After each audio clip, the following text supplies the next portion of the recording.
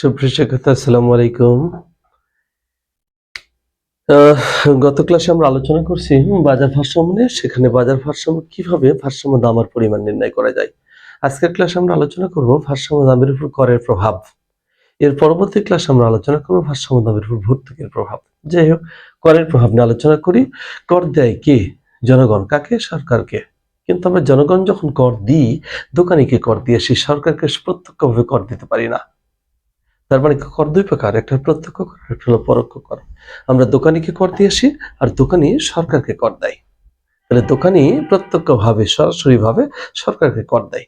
এই জন্য কর হলো দুই প্রকার, একটা হলো প্রত্যক্ষ কর, একটা হলো পরোক্ষ কর। আমরা দোকানিকে দিয়ে আসি, এটা হলো পরোক্ষ কর, আর দোকানি সরকারকে দেয় হলো প্রত্যক্ষ কর। এই জন্য করের পরিমাণ সবসময় যোগান অপেক্ষকের দামের সাথে বিয়োগ হয়, কারণ দোকানি তার ক্যাশ থেকে টাকাগুলো সরকারকে দেয়। এই জন্য করের পরিমাণ কোথা থেকে বিয়োগ হয়? যোগান অপেক্ষকের সাথে বিয়োগ হয়। আমার বিষয়টি ব্যাখ্যা করার চেষ্টা করি। অঙ্ক দেখি, মনে করে একটা অঙ্ক এরকম দেওয়া আছে, চাহিদা এবং যোগান সমীকরণ দেওয়া আছে। সেখানে 1 নম্বরে বলা হলো ভারসাম্য দাম ও পরিমাণ বের করো। 2 নম্বরে বলা হচ্ছে একক প্রতি 5 টাকা করা হলে ভারসাম্য দাম ও পরিমাণ কত হবে। তো আমরা সমাধান করার চেষ্টা করি বিষয়টা। দেওয়া আছে চাহিদার সমীকরণ, যোগানের সমীকরণ। আমরা জানি ভারসাম্য অবস্থায় কি? চাহিদা সমান যোগান। তাহলে চাহিদার পরিমাণ কি? 4000 মাইনাস 400 পি। আর যোগানের পরিমাণ কত? 500 পি মাইনাস 500। 500 পি এটাকে এই পাশে পার করে নিয়ে আসলে মাইনাস 500 পি মাইনাস 500। আর এই দাম পরিমাণকে ওই পাশে নিয়ে গেলাম 4000। তাহলে কত হবে? Minus 900 P. আর এটা হলো 4500। পি সমান সমান তাহলে কত লিখতে পারি? এই মাইনাস মাইনাস কেটে যায়, তাহলে এখানে 4500 ভাগ হলো কত? 900। তারপরে কি? 5 টাকা। এটাকে আমরা কি বলি? ভারসাম্য দাম। তারপরে কি পি এর উপর একটা বার চিহ্ন দেবো আমরা। এই পি এর মান ডি তে বসিয়ে। কিন্তু আমার প্রশ্ন হলো, ডি তে কেন বসাবো? আমরা যোগানে বসাতে পারি না? যোগানে বসাতে পারি, কিন্তু যোগানে বসাতে গেলে খেয়াল রাখতে হবে আমাকে যে যোগানের সমীকরণ মাঝে মাঝে চেঞ্জ হয়, কিন্তু চাহিদার সমীকরণ সচরাচর চেঞ্জ হয় না। এই জন্য আমরা সবসময় কোথায় বসাই? চাহিদাতে বসাই। তাহলে চাহিদার সমীকরণ ডি সমান সমান কত আছে? 4000 মাইনাস 400 পি। এখানে 4000 মাইনাস 400 গুণন পি, দাম কত? 5 টাকা। তাহলে ক্যালকুলেশন করলে কত হয়? 2000 একক। এটাকে সংক্ষেপে কি বলবো? কিউবার। তাহলে এখানে আমরা কি দেখলাম? ভারসাম্য দাম 5 টাকা, পরিমাণ কত? 2000 একক। হ্যাঁ, এখন পরবর্তী আলোচনায় যায়। এখানে একক প্রতি 5 টাকা করা হলে আমরা আগে আলোচনা করছি করের পরিমাণ বিয়োগ করতে হয় কোথা থেকে? যোগানের দামের সাথে করের পরিমাণ বিয়োগ হয়।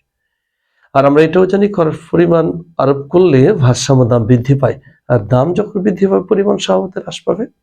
বিষয়টা আমরা ব্যাখ্যা করার চেষ্টা করি। আমরা একটু খেয়াল করি একটু।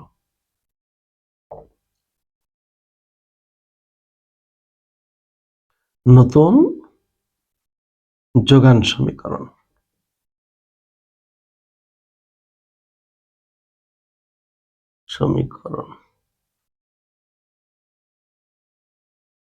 তাহলে নতুন যোগান সমীকরণ, আগে ছিল এস, এখন কি লিখবে? S prime.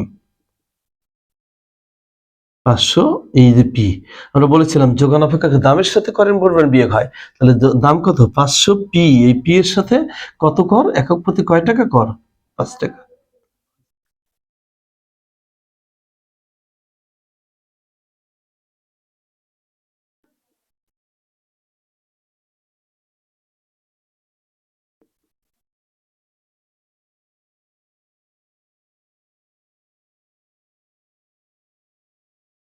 অতএব ভারসাম্য অবস্থায়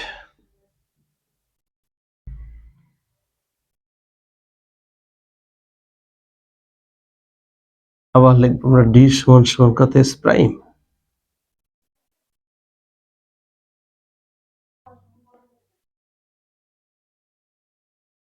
আর এস কত? S prime 500p minus 1000।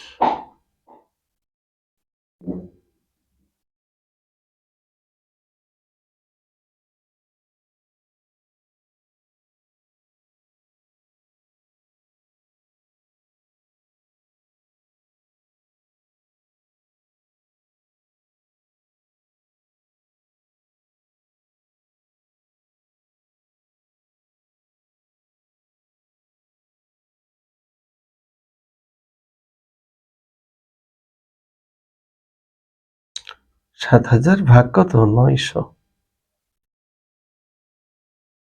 7.777। তাহলে ভারসাম্য দাম আগে কত ছিল? 5 টাকা। এখন ভারসাম্য দাম বৃদ্ধি পেয়ে কত হয়েছে? 7.777। এই পি এর মান, পি এর মান কোথায় বসাবো?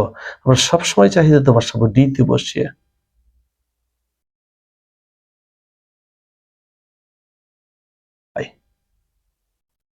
তাহলে ডি সমান সমান তাহলে কত?